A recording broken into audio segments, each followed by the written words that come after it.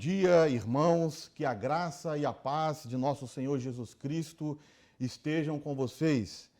Nesta manhã de domingo, 19 de julho de 2020, nós da Igreja Assembleia de Deus, Marcas do Evangelho, queremos dar as boas-vindas aos alunos da nossa Escola Bíblica Dominical. Também saudamos nossos amigos e irmãos de outras igrejas, nossos visitantes, que sejam todos bem-vindos em nome de Jesus. Hoje nós vamos estudar a lição de número 3 da nossa escola bíblica com o tema ou com o título O Despertamento Renova o Altar. Esta lição, ela está inserida dentro do tema geral deste trimestre, que trata acerca dos princípios divinos em tempos de crise, a reconstrução de Jerusalém e o avivamento espiritual como exemplos para os nossos dias. Que possamos, então, extrair desta lição ensinamentos preciosos para nossas vidas, nesses tempos tão difíceis que estamos vivendo. Esteja, então, agora com a sua Bíblia e revista, não esqueça aí da Bíblia e da revista, reúna a sua família, todos aqueles que podem participar agora da nossa escola bíblica e também vamos estudar juntos a palavra de Deus. Eu quero fazer um pedido também para os irmãos, você que nos assiste nesta manhã, participe do chat, curta e compartilhe este vídeo com parentes e com amigos. E se você ainda não se inscreveu em nosso canal, não perca tempo, se inscreva agora e ative o sininho para que você possa receber as notificações. Então vamos orar a Deus. Senhor, nosso Deus e nosso Pai, nós queremos, ó Deus, nesta manhã te agradecer por esse privilégio que nós temos de estudar a tua santa e bendita palavra. Que nesta manhã, Senhor, o Senhor possa estar abençoando a todos nós de uma forma toda especial. Que o Senhor possa nos dar entendimento da tua palavra, Senhor. Que o Senhor possa iluminar a nossa mente e nossos corações, que o Senhor possa estar, ó Deus, falando profundamente aos nossos corações através da tua palavra. Em nome de Jesus, o teu Filho, nós assim oramos. Amém. Graças a Deus. Irmãos, o título da nossa lição de número 3 é O Despertamento Renova o Altar. O texto áureo está no livro de 1 Reis, capítulo 18, e o verso 30, que diz assim: Então Elias disse a todo o povo, chegai-vos a mim. E todo o povo se chegou a ele, e reparou o altar do Senhor que estava quebrado. Então Elias realiza esse ato que não é apenas um ato simbólico, Ele reconstrói o altar do Senhor que estava quebrado. A verdade prática nos dirá assim: Satanás jamais derrotará o crente cujo altar é constantemente renovado pelo Espírito. Então já entendemos aqui, pela verdade prática, que o caminho para seguirmos é mantermos o nosso altar renovado pelo Espírito Santo de Deus. A leitura bíblica em classe, ela está no livro de Esdras, no capítulo 3, do verso 2 ao verso 5 e também do verso 10 até o verso 13. Se você preferir acompanhar a leitura ou os textos que nós vamos ler, na Bíblia Devocional Macshine, é na página 25 e na página 26. O objetivo dessa lição é identificar o que caracteriza o verdadeiro despertamento espiritual. Meus amados, nós vamos ver no decorrer dessa lição que há também alguns despertamentos, mas eles não são genuínos. Existem alguns movimentos espirituais que não são verdadeiros. Então vamos, através dessa lição, identificar o que caracteriza o despertamento espiritual. A lição está dividida em 3 tópicos. O primeiro tópico diz assim: o despertamento conduz o homem ao altar. O segundo tópico diz assim: Cristo, o centro da nossa comunhão com Deus. E o terceiro tópico de encerramento diz o seguinte: cuidado com as imitações. Vamos entrar aqui então no comentário da nossa lição. No ano 605 a.C., o reino do sul, chamado de Judá, foi levado cativo para a Babilônia. O reino do norte, chamado de Israel, já estava no cativeiro desde o ano 722 a.C. pela Síria. Então a nação de Israel, isto é, as 12 tribos, estavam no cativeiro. O profeta Jeremias havia profetizado que o cativeiro babilônico seria de 70 anos. Jeremias, capítulo 25, verso 12. E depois desse período, o Senhor traria de volta o seu povo para a sua terra. A profecia de Jeremias dizia o seguinte: acontecerá, porém, que quando se cumprirem os 70 anos, visitarei o rei da Babilônia e esta nação, diz o Senhor, castigando a sua iniquidade e a terra dos caldeus. Farei deles um deserto perpétuo. Então o Senhor permitiu o cativeiro, Deus corrigiu o povo de Israel no cativeiro, mas o Senhor não os abandonou. Então nós temos aqui uma lição maravilhosa para nós, para os nossos dias de hoje também. Muitas vezes Deus permite a aflição, Deus permite a provação, numa escala assim um pouco maior, mas Deus não nos abandona. Então o propósito de Deus foi cumprido. E nenhum do plano do Senhor para com Israel deixou ou ficou sem ser cumprido. Aliás, no livro de Jó, capítulo 42 e verso 2, diz assim a palavra de Deus: eu sei que tudo podes e nenhum dos seus planos pode ser frustrado. Então, nenhum dos planos de Deus pode ser frustrado. Quando chegaram ao final dos 70 anos, então eles retornaram do cativeiro, curado da idolatria. Então, glória a Deus que o cativeiro serviu para curar Israel da idolatria. Aquela prova de 70 anos serviu, então, teve utilidade, porque Israel é restaurado e é curado desse pecado grave que eles tinham, que era a idolatria. Nós aprendemos com isso também em Hebreus, capítulo 12, de versos 6 a 8. Diz assim a palavra de Deus, olha que nós aprendemos de importante também dentro desse ponto. Porque o Senhor corrige a quem ama e castiga a qualquer que recebe por filho. Se suportais a correção, Deus vos trata como filhos. Porque que filho há a quem o pai não o corrija? Mas se estáis sem disciplina, da qual todos são feitos participantes, sois então bastardos e não filhos.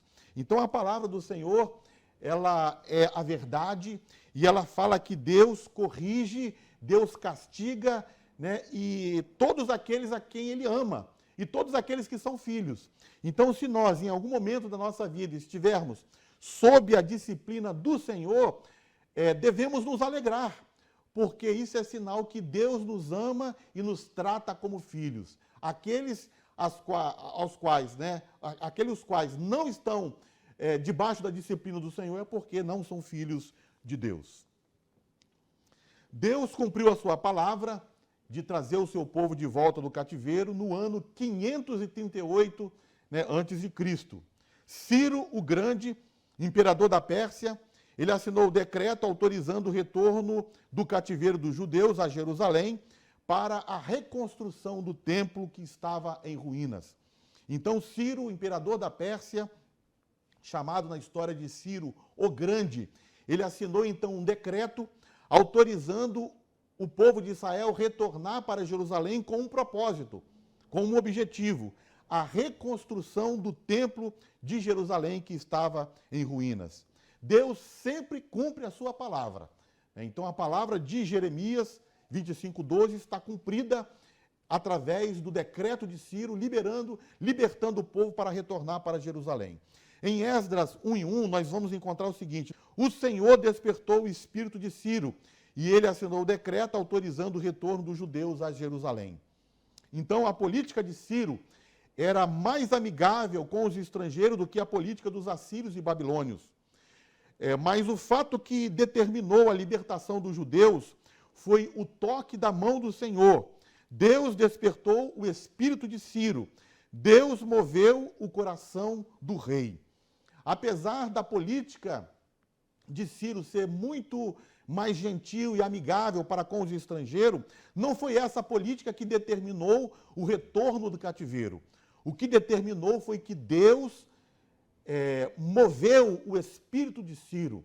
Deus, a mão do Senhor atuou na vida daquele rei e ele então assinou o decreto libertando o povo de Israel do cativeiro.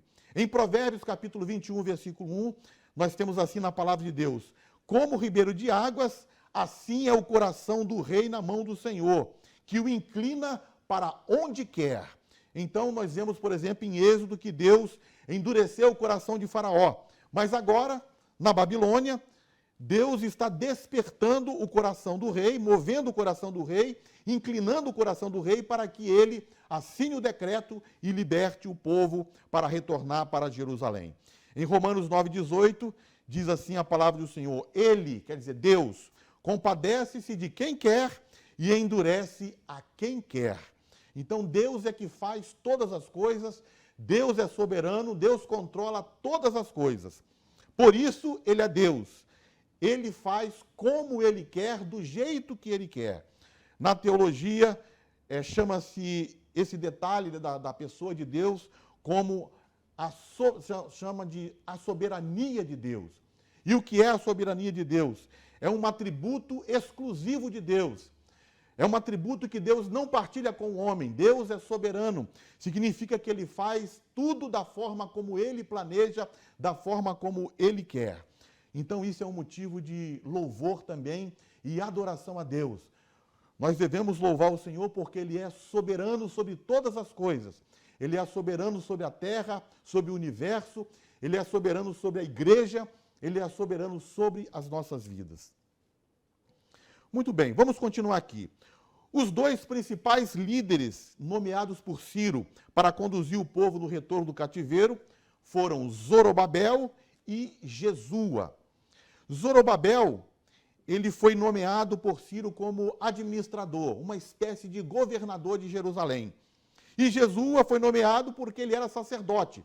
Então nós temos aqui, um líder espiritual, Jesua, e um líder administrativo, Zorobabel. Este Zorobabel, é importante dizermos que ele era neto do rei Joaquim de Judá, e ele era da dinastia de Davi. Então, Ciro foi muito generoso com o retorno do cativeiro, porque ele nomeia para ser administrador daquele povo e da obra que seria feita, ele nomeia alguém da casa de Davi. Se a dinastia de Davi ainda estivesse reinando em Jerusalém, em Judá, Zorobabel seria o rei. Então foi Zorobabel nomeado como administrador no retorno da Babilônia. E Jesua, ele foi nomeado como sacerdote, como líder espiritual. Cerca de 50 mil judeus retornaram para sua terra, atendendo ao decreto de Ciro. Porém, um detalhe, meus irmãos, havia milhares de judeus, de israelitas no cativeiro. Milhões de judeus haviam no cativeiro. E apenas 50 mil ouviram o decreto de Ciro, atenderam ao decreto de Ciro. Então, nós vemos aqui que muitos exilados estavam tão confortáveis à beira dos rios da Babilônia, rio Eufrates, o rio Tigre e Eufrates, que ignoraram totalmente o decreto que permitia o retorno. Em Esdras 1:5, nós vamos ler que aqueles que retornaram, eles retornaram porque foram despertados pelo Senhor. Então, Deus despertou Ciro para assinar o decreto, Deus despertou Zorobabel e Josué, Deus despertou 50 mil para que retornassem a Jerusalém para reconstruir o templo. Então nós entendemos pelo retorno e pela forma como Deus estava trabalhando, nós entendemos que aquela profecia de Zacarias, de certa forma, é para esse povo. Zacarias profetizou no capítulo 4, verso 6, dizendo o seguinte: não por força, nem por violência, mas pelo meu espírito, diz o Senhor dos Exércitos. O decreto foi dado, foi promulgado, foi proclamado, e milhões que estavam ali no cativeiro, apenas um remanescente atendeu ao chamado real, ao decreto real. Não é por força nem por violência, mas é pelo meu Espírito, diz o Senhor. Que nesta manhã também o Senhor possa despertar o nosso coração, que sejamos despertados pelo Senhor, né? Esta é uma verdade que precisamos colocar em prática. A nossa verdade prática também diz assim: Satanás jamais derrotará o crente cujo altar é constantemente renovado pelo Espírito. Que o Senhor possa estar nos renovando nesta manhã. Esses 50 mil que retornaram fizeram uma viagem de aproximadamente 4 meses. Era uma viagem perigosa, sujeita a todo tipo de perigo, inclusive ataques do inimigo. A nação de Israel sempre teve muitos inimigos, assim como a igreja de Cristo também tem muitos inimigos. Então eles retornaram para Jerusalém, fizeram uma viagem, né, de aproximadamente 4 meses e chegaram no ano 538, né, saíram no ano 538, chegaram 4 meses depois em Jerusalém. Esta é a primeira leva de judeus que regressou do cativeiro, mas 2 levas regressariam, né, posteriormente, com Esdras no ano 458 a.C. e também com Neemias no ano 444 a.C. Vamos ver então a chegada desses viajantes a Jerusalém. Chegando em Jerusalém, eles se organizaram na cidade, né? Imagine assim, irmãos, 50 mil pessoas chegando numa cidade como Jerusalém, que nesse tempo que era uma cidade pobre, né? Uma cidade paupérrima, uma cidade que estava praticamente destruída, né? E com moradores ali que eram hostis a esses judeus. Então eles chegaram, se acomodaram na cidade, se instalaram, e uma vez instalados nessa cidade, diz a palavra do Senhor em Esdras capítulo 3, verso 1, que o povo se ajuntou como um só homem em Jerusalém. E esta palavra é uma palavra que nos traz um ensinamento maravilhoso. Esdras capítulo 3, verso 1, página 25 da nossa Bíblia devocional. Diz assim: chegando, pois, o 7º mês, e estando os filhos de Israel já na cidade, se ajuntou o povo como um só homem em Jerusalém. Então, amados, nós vamos ver aqui que Deus opera no meio da união. Quando o povo se reúne, quando o povo se ajunta, Deus opera, Deus manifesta a sua presença, Deus manifesta a sua glória. Então, Deus opera na união. O povo se uniu como um só homem, com um só propósito, e Deus abençoou aquela geração, Deus abençoou aquele povo. Nós hoje também nos reunimos, né, para adorar a Deus, nós hoje nos reunimos para cultuar ao Senhor, e toda vez que nós nos reunimos num só propósito, como o povo santo de Deus, Deus abençoa a sua igreja, Deus abençoa o seu povo. Em Atos, capítulo 2, versos de 1 a 2, página 23 da nossa Bíblia, diz assim um verso da palavra de Deus muito interessante sobre esse assunto. Cumprindo-se o dia de Pentecostes, estavam todos reunidos no mesmo lugar. Então, em Esdras 3 e 1, o povo se ajunta como um só homem. E aqui em Atos 1 a 2, diz assim a palavra do Senhor que, cumprindo-se o dia de Pentecostes, o povo estava reunido no mesmo lugar, reunião de propósito, reunião de mente. Então, de repente, veio do céu um som como de um vento veemente, impetuoso, quer dizer, um vento muito forte, um vento poderoso que veio do céu e encheu toda a casa em que estavam assentados. E foram vistas por eles línguas repartidas como que de fogo, as quais pousaram sobre cada um deles. E todos foram cheios do Espírito Santo e começaram a falar em outras línguas, conforme o Espírito Santo lhes concedia que falassem. Então, aqueles que estavam ali em Jerusalém reuniram-se, né, no mesmo lugar, havia unidade. E, de repente, Deus desceu do céu, né, com o seu Espírito Santo e veio fazer uma obra poderosa naqueles dias. Então, entendemos pela palavra do Senhor que todas as vezes que nos reunimos, que estamos juntos, o Senhor derrama a sua bênção sobre nossas vidas. Muito bem. Capítulo 3, verso 2 e 3 de Esdras. Chegando em Jerusalém e uma vez já instalado, eles então fizeram a primeira obra, o primeiro trabalho. Vamos ler o verso 2 do capítulo 3. E levantou-se Jesua, filho de Josadaque, e os seus irmãos, os sacerdotes, Zorobabel, e Zorobabel, filho de Sealtiel, e seus irmãos, e edificaram o altar do Deus de Israel, para oferecerem sobre ele holocaustos, como está escrito na lei de Moisés, o homem de Deus. E firmaram o altar sobre suas bases, porque o terror estava sobre eles, por causa dos povos das terras. E ofereceram sobre ele holocaustos ao Senhor, holocaustos de manhã e de tarde. Então aqui nós vemos que a prioridade dos exilados que retornaram foi edificar o altar ao Senhor. O altar era o centro do culto judaico. Era onde eram oferecidos a Deus sacrifícios e expiação pelo pecado. Era o lugar do encontro com Deus para a adoração. Então a prioridade dos exilados foi edificar o altar que estava destruído.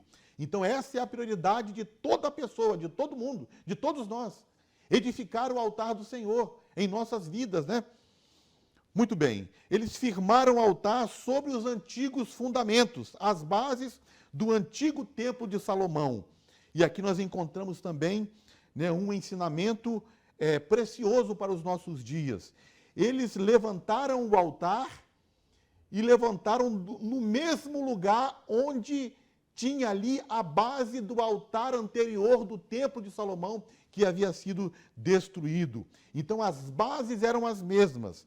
Então nós vemos aqui que esse despertamento espiritual, esse avivamento que aconteceu naqueles dias, né, também foi porque eles restauraram o altar sobre as bases do antigo templo de Salomão.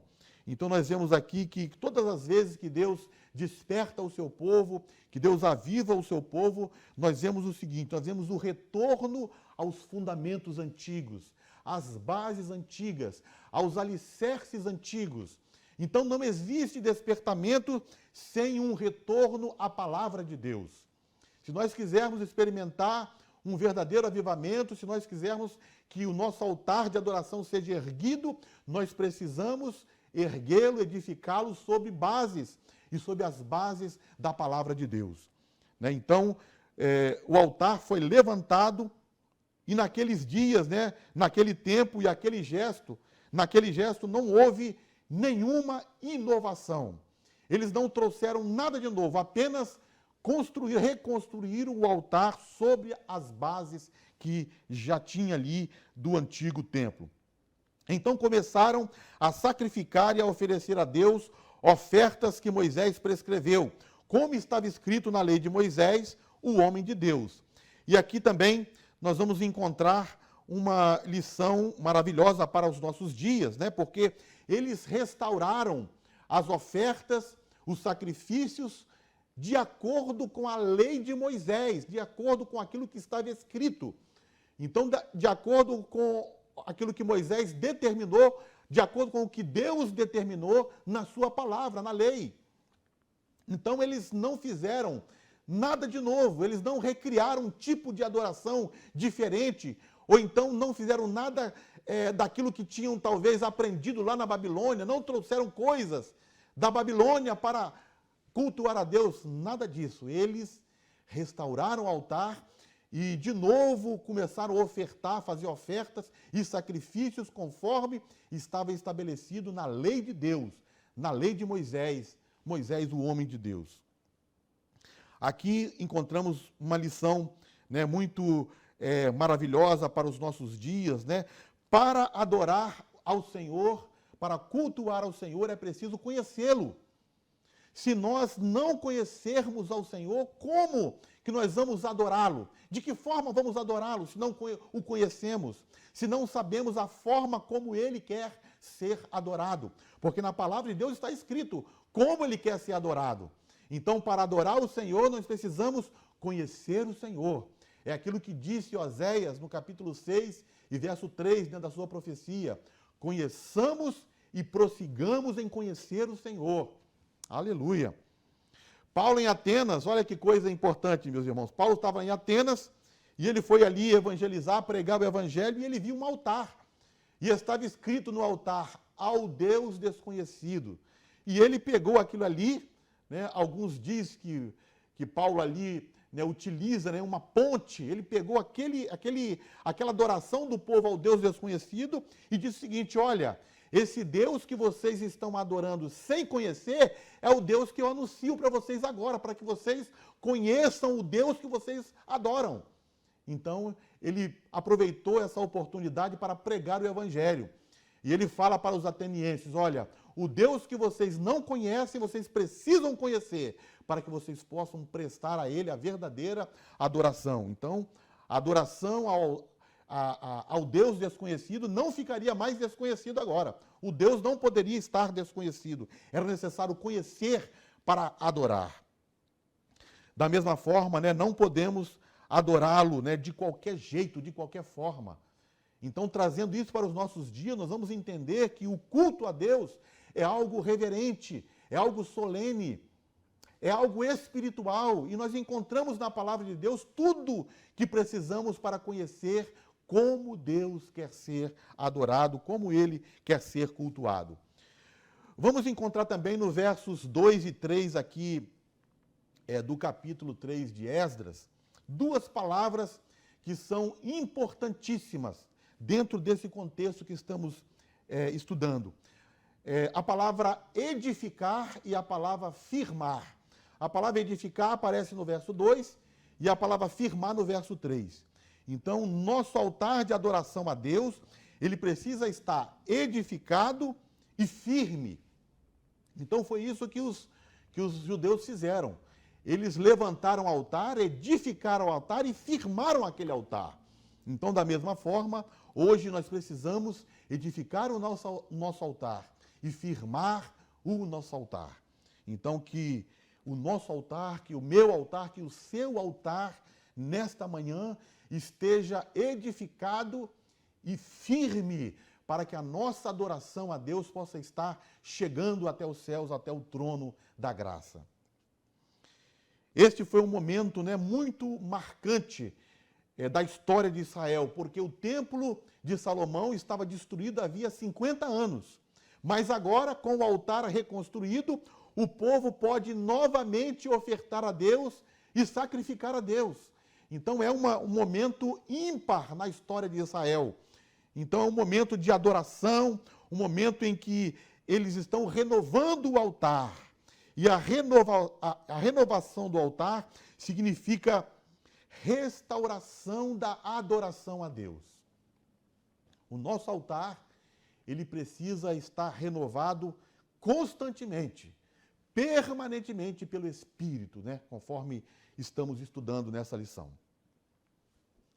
Meus amados, o primeiro ponto da nossa lição, ele diz o seguinte: o despertamento conduz o homem ao altar. Então nós temos dois subtópicos aqui. O primeiro diz assim: os judeus sentiam a necessidade do acesso a Deus que o altar lhes proporcionava. O propósito que traziam no coração ao retornarem do cativeiro precisava ser muito firme, porque estavam rodeados de inimigos cruéis, né? E a Bíblia fala o seguinte: o terror estava sobre eles por causa dos povos da terra. Então tinham urgência de restaurar o altar para iniciar o serviço de ofertas, sacrifícios e adoração a Deus. Então eles tinham urgência em restaurar o altar para começar a adorar o Senhor. E o segundo subtópico aqui do ponto 1 diz assim: todos os despertamentos, que a gente poderia até chamar assim de avivamentos, todos os despertamentos genuínos começaram com a restauração do altar. Nós vamos ver, por exemplo, nos dias do profeta Elias, conforme lemos no nosso texto áudio, né? O Elias, ele profetizava no reino do norte. Nos dias do profeta Elias, o povo estava afastado de Deus. a idolatria imperava ali no Reino do Norte. E Elias, então, chama o povo, convoca o povo e faz um desafio. Elias desafia os profetas de Baal e desafia os profetas de Azera. E ele desafia da seguinte forma: olha, vamos subir no Monte Carmelo, vamos ajuntar todo mundo no Monte Carmelo, o povo, os profetas de Baal, os profetas de Azera, vamos ajuntar todo mundo e vamos clamar. Eu clamo ao meu Deus e vocês, profetas, né, de Baal e de Azera, clamem a vossos deuses. E o Deus que responder com fogo é o Deus verdadeiro. E aí o povo disse: olha, que palavra boa, né? Então vamos lá, vamos fazer esse desafio. Subiram no Monte Carmelo e os profetas de Baal e de Azera fizeram, né, clamores e mais clamores, se retalharam, sangraram, mas Baal não é Deus. Azera não é Deus, não são deuses. Só há um Deus, que é o Deus de Israel, que é o Deus verdadeiro. Então, Elias chamou o povo e disse: até quando vocês vão ficar oscilando entre dois pensamentos? Olha, resolvam logo isso. Se Baal é Deus, então segue a Baal, mas se o Senhor é Deus, siga o Senhor. Então Elias fez esse grande desafio. E o desafio termina da seguinte forma, né?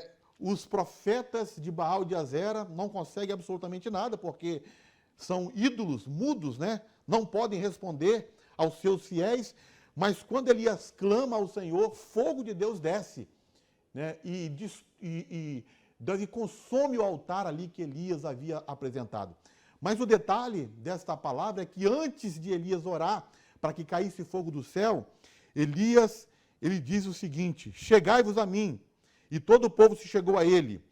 E todo o povo chegou a ele e reparou o altar do Senhor que estava quebrado. Então Elias faz esse gesto de reparar, de consertar o altar. O altar ao Deus único e verdadeiro estava quebrado, estava destruído. Então ele reconstrói o altar e à medida que o altar está de novo, né, erguido, então Deus começa a operar. Aleluia. Nos dias de Ezequias também, nós temos um exemplo, né, muito sério. Ezequias, ele purificou o altar do holocausto que havia sido profanado, né, pelo seu antecessor. E a letra C aí, do primeiro tópico, diz assim: quando os judeus voltaram do cativeiro, construíram o altar sobre as antigas bases, aquilo que nós já falamos, né? Houve então grande alegria, pois agora podiam de novo sacrificar a Deus e celebrar a festa dos tabernáculos. O culto a Deus havia recomeçado. Então foi um momento, né, maravilhoso da história de Israel, porque o templo não estava reconstruído ainda, mas o altar já estava levantado. Isso é um excelente sinal, um bom sinal, sinal de que a oferta e o sacrifício haviam retornado. Agora o povo podia cultuar a Deus, adorar a Deus no templo, embora ainda ele estivesse em ruína, mas pelo menos o altar a Deus, o altar de oferta e de sacrifício já estava de novo erguido. Voltando a Esdras capítulo 3, a partir do verso 8, nós vemos o seguinte: são postos os alicerces para a reconstrução do templo. Depois que reconstruíram o altar, partiram para outra fase da construção, que era colocar as bases, a fundação e o alicerce do templo. Isto ocorreu no segundo mês do ano seguinte à chegada do povo. Então o povo chega em Jerusalém num ano, eles levantam o altar, e no ano seguinte, no segundo mês do ano seguinte à chegada deles, eles então começam a colocar a fundação. Então, entre a construção a reconstrução do altar e as bases, colocar as bases, os alicerces, demorou aproximadamente 6 meses, que foi justamente um tempo que eles tiveram para preparar, para colocar as bases, né? Foi um tempo de preparar para provisões, operários, material de construção, madeira de cedro que vinha do Líbano. Então, foi um tempo de preparação. No verso 10 e verso 11 do capítulo 3, que eu vou ler agora, página 26 da nossa Bíblia devocional, diz assim a palavra do Senhor: quando os edificadores lançaram os alicerces do templo, então apresentaram-se os sacerdotes já paramentados e com trombetas, e os levitas, filhos de Asaf, com saltério para louvarem ao Senhor conforme a instituição de Davi, rei de Israel. E o verso 11, e cantavam a reveses, louvando e celebrando ao Senhor, porque é bom, porque a sua benignidade dura para sempre sobre Israel. E todo o povo jubilou com grande júbilo, quando louvou o Senhor pela fundação da casa do Senhor. Uma vez pronta a fundação, as bases, os alicerces do templo agora já estavam também colocados, todo o povo jubilou com grande júbilo. Louvor, adoração, celebração e grande alegria tomou conta do povo de Israel naquele dia festivo e maravilhoso. O povo de Deus é um povo alegre, é um povo que gosta de festa. Porém, as nossas festas são festas santas, são festas espirituais, onde há a manifestação da glória de Deus. E o povo de Israel tinha também esse costume de realizar muitas festas, de se alegrar, de cantar a Deus. E naquele dia eles estavam cantando o Salmo 136. Esse Salmo 136, chamado assim de cântico antifonal, é um cântico com alternância de vozes, como se estivesse dois coros. Então um coro cantava, rendei graças ao Senhor porque Ele é bom. E o outro coro respondia, porque a sua misericórdia dura para sempre. Então esse era o cântico que estava na boca dos cantores, daqueles que estavam ali cultuando e adorando a Deus, porque as bases do templo estavam postas, os alicerces do templo estavam postos. Agora era levantar as paredes e o templo estaria reconstruído. Então foi um momento de grande alegria na presença de Deus. Porém, e dizem assim, alguns, toda a história tem um porém. Naquele dia de muita alegria, naquele dia de muita celebração e muito júbilo, havia um grupo que não estava, digamos assim, louvando ao Senhor e jubilando. Pelo contrário, havia um grupo que estava em prantos, que estava em lágrimas. O texto do versículo 12 e 13 nos diz que naquele momento de festa, um grupo se distinguiu dos demais. Este grupo estava chorando com grandes prantos, explodiram em lágrimas e em grito de choro. Este grupo era composto de sacerdotes, levitas e chefes de famílias. Eram homens idosos. Possivelmente esses homens tinham mais de 60 anos. E estes homens, provavelmente, haviam visto o templo de Jerusalém, o templo de Salomão. Então esses homens agora estavam chorando. Eles estavam gritando ao passo que dois sons se misturaram naquele dia. De um lado, o som, digamos assim, alegre, festeiro, um som de júbilo, de alegria daqueles que eram mais novos. E do outro lado, os sacerdotes mais idosos, os levitas mais idosos e os cabeças de famílias mais idosos estavam pranteando. Houve então a mistura desses dois sons, os sons de alegria e os sons de choro. Por que esse grupo estava chorando? Os estudiosos do Antigo Testamento, eles afirmam que esses idosos, eles estavam percebendo pelas bases do templo que seria construído. Eles estavam percebendo que aquele templo, que seria então chamado de templo de Zorobabel, aquele templo seria menor, mais humilde, menos formoso, menos pomposo do que o templo de Salomão. E o templo de Salomão era um templo esplendoroso, era um templo de muita beleza, e dentro do templo havia muita riqueza também. Então o templo de Salomão era um templo maravilhoso, e eles estavam desapontados. Eles estavam observando que aquele segundo templo não seria na mesma estética, não seria no mesmo tamanho, não seria na mesma beleza que foi ou que fora o templo de Salomão. Então, eles estavam desapontados com aquela construção que estava sendo executada. Por isso, eles estavam em prantos, por isso, eles estavam em choro. Haviam dois profetas que ministraram no pós-exílio, né? São 3, aliás, os profetas que ministram no pós-exílio: Ageu, Zacarias e Malaquias. Mas Ageu e Malaquias eram contemporâneos de Zorobabel. Eles estavam nesse tempo, em Jerusalém. Zacarias era um profeta mais novo e Ageu já era um profeta idoso. Zacarias, então, profetiza no capítulo 4, verso 10, vamos encontrar essa profecia, que os estudiosos também afirmam que essa profecia refere-se a esse momento, a esse tempo, em que havia alegria de uns e tristeza de outros, pelo tamanho e formosura do novo templo de Zorobabel. Diz assim a profecia de Zacarias: não desprezem os humildes começos, ou não desprezem o dia das coisas pequenas. Aquilo que Deus usa para animar o povo, né, para consolar o povo, é a sua palavra. Então Zacarias profetiza: olha, não desprezem os humildes começos, pois o Senhor se alegra ao ver a obra começar, ao ver o prumo na mão de Zorobabel.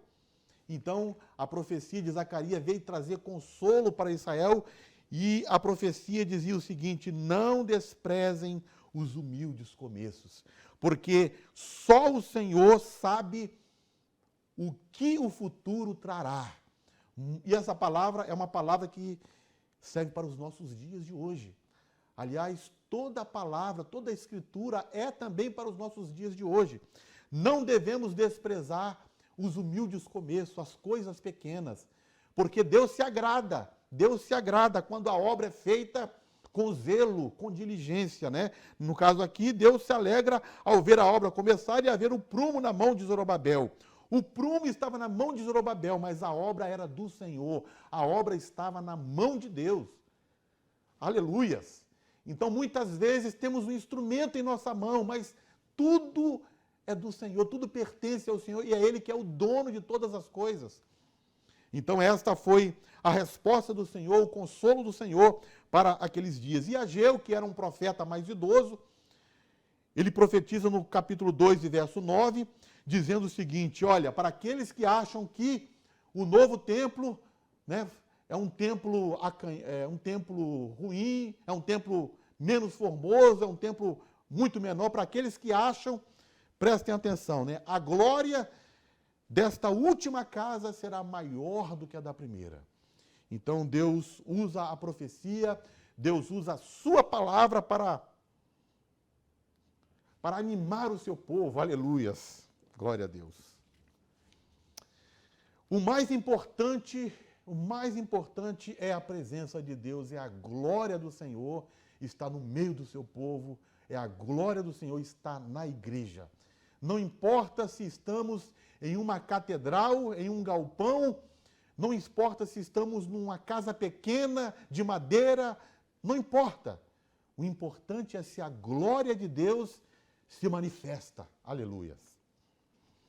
Cristo, o centro da nossa comunhão com Deus. Esse é o segundo tópico da nossa lição. No Antigo Testamento, o altar era o ponto central do culto a Deus.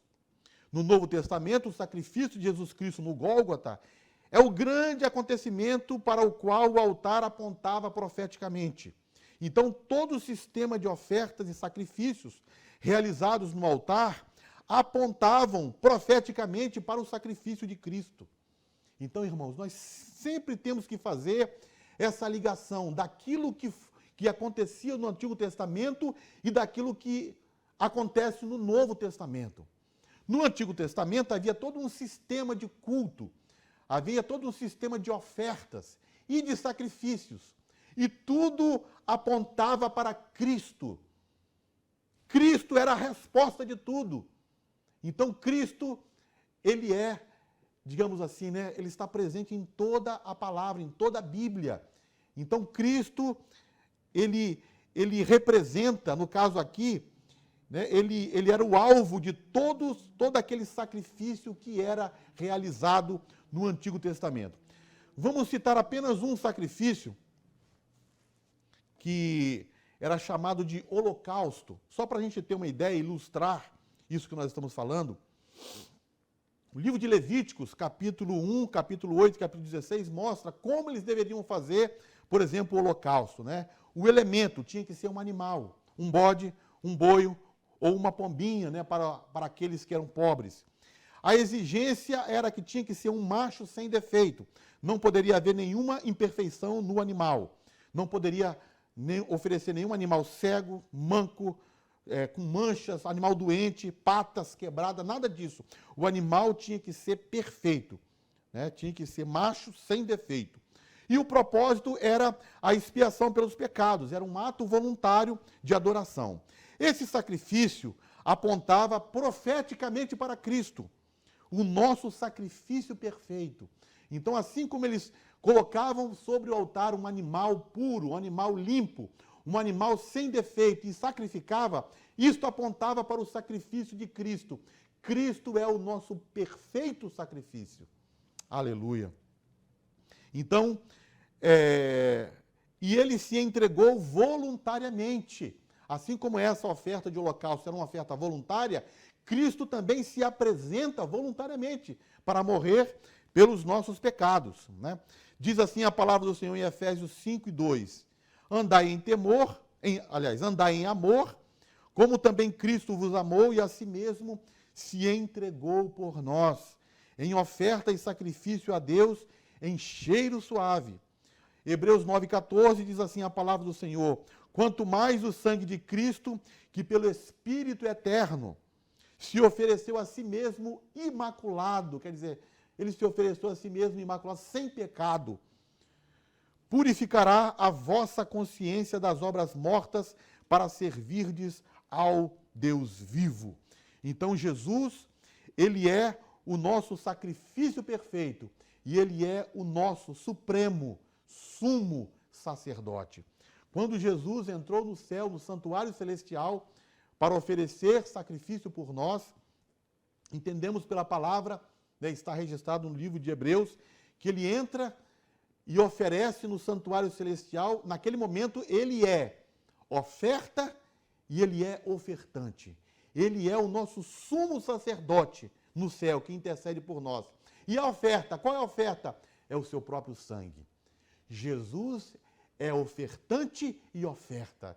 Ele fez tudo por nós, aleluias. Glória a Deus. Nós temos aqui um ponto também nesse segundo tópico, que fala assim, toda a Trindade estava atuando, né, ativamente na morte expiatória de Jesus. O Pai, ele planeja a obra redentora, o Filho, ele se entregou a si mesmo em oferta e sacrifício, levando os nossos pecados sobre o madeiro, e o Espírito Santo ajudou o Filho, né, a vencer todos os obstáculos que se levantaram contra ele até chegar à cruz. Então a Trindade está sempre atuando junta, seja na criação, seja na eleição, seja na redenção. Os três, Pai, Filho e Espírito Santo, são três pessoas divinas, mas é um Deus. Então isso é um mistério glorioso, né, difícil, e diríamos assim, impossível até de se explicar, mas nós cremos. E a Trindade atuou junto, né, na morte expiatória de Jesus, cada um com um papel. O Espírito Santo, esse é o segundo subtópico, né, do ponto 2, Cristo, o centro da nossa comunhão com Deus. O segundo subtópico diz assim, o Espírito Santo quer, pelo despertamento, mostrar aos homens a grande vitória de Jesus no Calvário. Então é o Espírito Santo que está hoje atuando, é o Espírito Santo que está hoje operando. Então ele está operando a salvação na vida dos pecadores. E ele faz isso iluminando a mente dos homens, trazendo luz, mostrando que Jesus é o caminho, mostrando que Cristo é a solução. O Espírito Santo revela Cristo aos homens. O Espírito Santo ensina as profundidades de Deus, né, daquilo que aconteceu no Calvário, naquilo que é chamado de o vitupério de Cristo, a vergonha de Cristo na cruz. Então o Espírito Santo revela todas essas coisas ao homem. Ele mostra essas profundidades. E o Espírito Santo atua também explicando o verdadeiro significado da morte de Jesus na cruz e o alcance do brado que Jesus deu de vitória, dizendo, está consumado na cruz do Calvário. É o Espírito Santo que convence o homem do pecado, da justiça e do juízo. Então, de maneira alguma, nós podemos abrir mão da presença do Espírito Santo em nossa vida. Meus irmãos, chegamos então ao terceiro e último tópico da nossa lição. Para concluir, o terceiro e último tópico da lição nos alerta que devemos ter cuidado com as imitações. Esse terceiro tópico é um tópico que nos alerta a sermos vigilantes nesses últimos dias, nesses últimos tempos, vigilantes com as imitações do verdadeiro despertamento e do verdadeiro avivamento que Deus realiza na face da terra. Então existem muitos movimentos, e tem surgido realmente muitos movimentos, que são somente aparência. E assim diz a palavra do Senhor, né? Que tem alguma aparência de sabedoria e devoção, mas não tem valor algum senão para a satisfação da carne. Então há movimentos que são flagrantes imitação do verdadeiro despertamento espiritual. E nós precisamos estar com os nossos olhos espirituais abertos para enxergar esses movimentos. E onde estão esses movimentos? Estão nas igrejas. Se esses movimentos estivessem acontecendo fora do âmbito das igrejas, não estaríamos nem falando aqui. São movimentos que estão acontecendo nas igrejas e nas chamadas igrejas de Cristo. Alguns exemplos vamos encontrar na revista. Então, alguns falsos profetas se valem, por exemplo, de técnicas psicológicas ou sugestão psicológicas para alcançar seus objetivos, para magnetizar as pessoas, ou magnetizar o auditório, fazendo o público, muitas vezes, rir, chorar e ter os mais variados sentimentos. Porém, são imitações do verdadeiro mover do Espírito Santo. E nós precisamos ter os olhos atentos, os ouvidos abertos, para podermos enxergarmos, ouvirmos e discernirmos aquilo que provém de Deus e aquilo que não provém de Deus. Então precisamos, mais do que nunca, sermos cheios do Espírito Santo e sermos cheios dos dons espirituais. E existem dois dons que eu quero destacar aqui, dois dons espirituais, o dom de discernimento de espírito. Nós precisamos desse dom nesses últimos dias. O dom de ciência, também chamado de dom de revelação. Nós precisamos disso para discernir determinados movimentos. Então, precisamos discernir se esses movimentos vêm de Deus, se vêm da carne, quer dizer, se vêm do próprio homem, ou se vêm do diabo. Olha só o risco que muitas vezes corremos, porque há movimentos que podem vir de Deus, pode vir do próprio homem, mas também pode vir falsificado, diretamente do inferno, do próprio diabo. Então devemos ter todo cuidado. Há muitos enganadores, há muitos falsos profetas e há muitos falsos ensinos e muitas heresias hoje no contexto cristão. Em 1 João capítulo 4, verso 1, diz assim a palavra do Senhor: Amados, não creiais em todo espírito, mas provai se os espíritos são de Deus, porque já muitos falsos profetas se têm levantado no mundo. Então, muitos falsos profetas se levantam e nós temos que ter todo cuidado contra isso. O cuidado com as imitações. Para encerrar a nossa aula nessa manhã, uma pergunta, para encerrar. O nosso culto de louvor a Deus e adoração é um culto cristocêntrico? Você deveria pensar sobre isso. Se o seu culto de adoração a Deus tem sido um culto cristocêntrico. A nossa pregação, aqueles que pregam, e eu estou incluído entre eles, a nossa pregação, a minha pregação, tem sido uma pregação cristocêntrica. Cristo tem sido glorificado através da nossa pregação. O evangelho que temos anunciado, ele apresenta Jesus como o verdadeiro Filho de Deus e a solução, a salvação para o pecador. Vidas têm sido realmente tocadas quando nós abrimos a nossa boca. Então, precisamos responder a essas perguntas. Precisamos estar atentos e vivermos de uma forma tal que Cristo seja glorificado em tudo em nossas vidas. Que Cristo seja glorificado em tudo, desde o nosso acordar até o nosso dormir. Que a nossa oração, que a nossa adoração, que a nossa música, que a nossa pregação, que o nosso estilo de vida esteja completo, repleto, cheio da presença de Cristo. E que possamos manter o nosso altar perfeitamente funcionando em adoração a Deus. Amém. Que Deus te abençoe em nome de Jesus. Amém.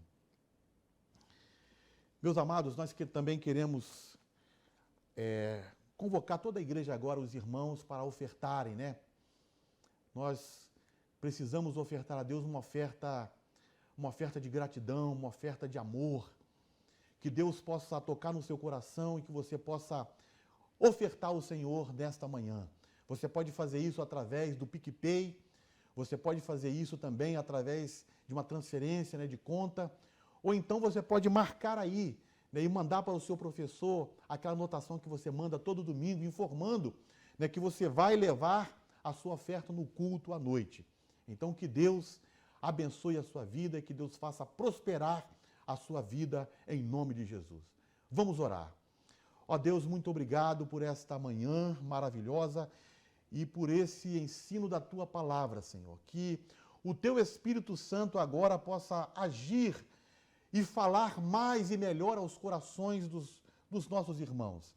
Que tenhamos, meu Deus, bastante temor, ó Deus, da parte de Ti, para colocarmos o nosso altar de pé, para edificarmos e firmarmos o nosso altar. E que a nossa adoração possa estar chegando até o trono da graça. Senhor, assim oramos, em nome de Jesus, o Teu Filho. Amém. Amém.